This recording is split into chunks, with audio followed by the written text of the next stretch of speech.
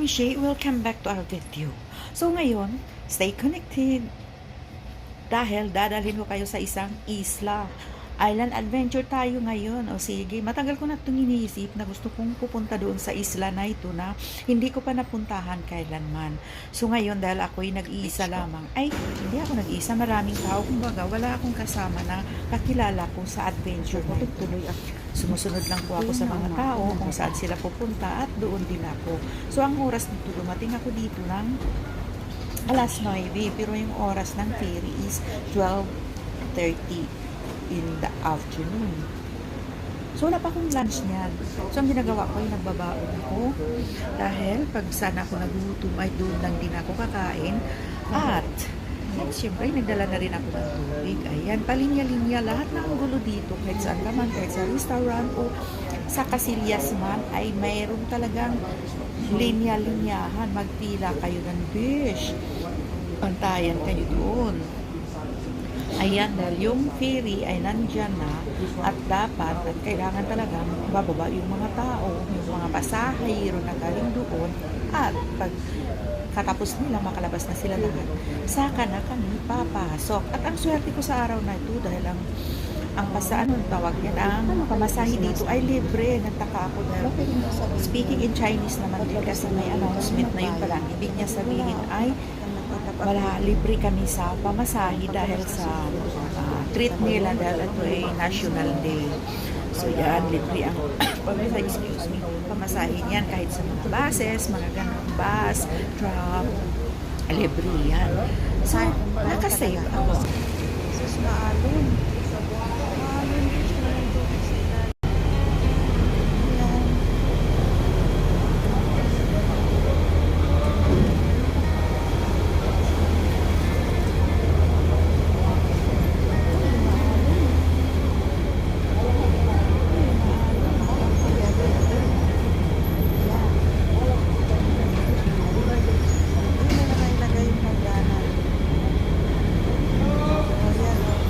Tuya-tuya siya ng ano.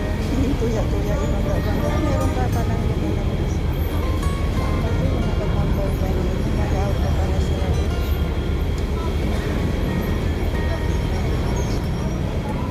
At dito, kung doon din ang sasakyan na nakalabas na yung mga tao, ay papasok na lang. Kailangan, please, ano siya, magalaw yung ferry dahil sa maalong. Ayan, pasok na kami sa beach. Excited. At hindi lang lola niya dahil aakyat lang siya sa taas. May ano kasi lang siya. Sikang level. So, punta kayo sa taas para naman maayos yung pag-video natin sa mga view. At panoorin nyo dahil ang gaganda ng nabadaan.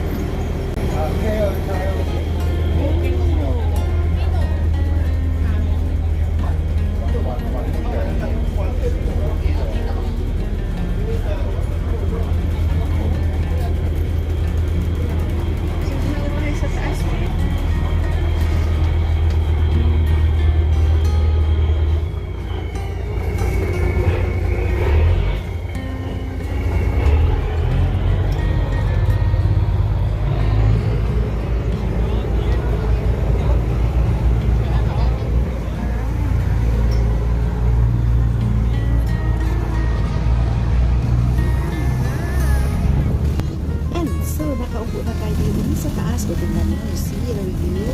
Maganda, diba? Wow, perfect.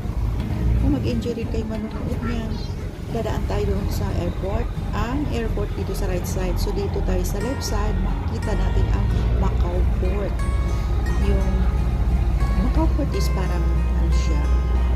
Yun ang starting points kung mag-bus tayo pupunta sa Macau, doon yun ang tinawag na Macau Port at doon yung immigration. Ayan, nasa taas talaga siya. So, ang ganda siya. Diba? Hello! Ang ganda. Medyo malayo-layo pa rin yung west. Abangan nyo kasi may parking na ito. Dadaling ko pa rin na kayo doon sa National Village at Seafood Market. Okay.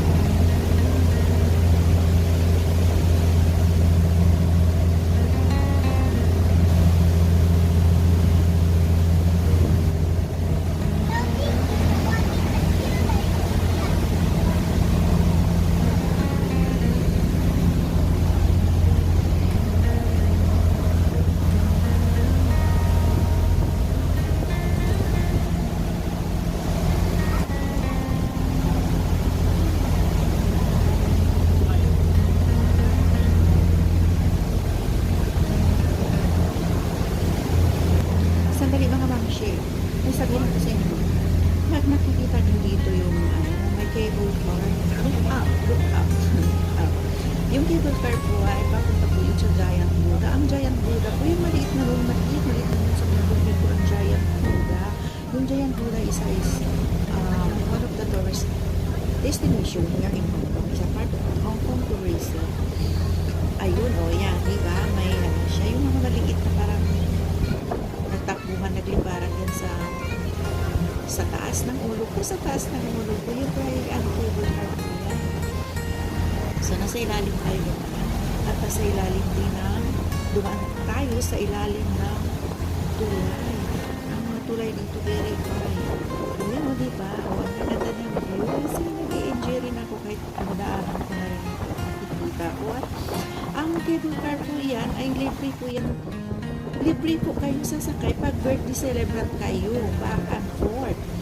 Oo, basta ipakita lang nyo ang inyong, kung tourist kayo, ipakita nyo ang inyong passport. Pero kung nandito kayo, nag-gusto lang mo syempre, ang hanapin nila ay yung ID mo. So, libre ka, besh, mahal na mahal yan. 3,800 yan, baka dun sa piso. Pero kung celebrate ka nga, so maging libre ka. So, go na kayo kung birthday mo. Itaon nyo na birthday nyo pupunta ka dito.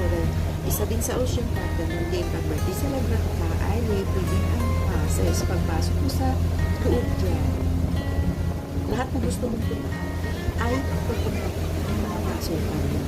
Uy, diba? Ang ganda. Ang continue watching.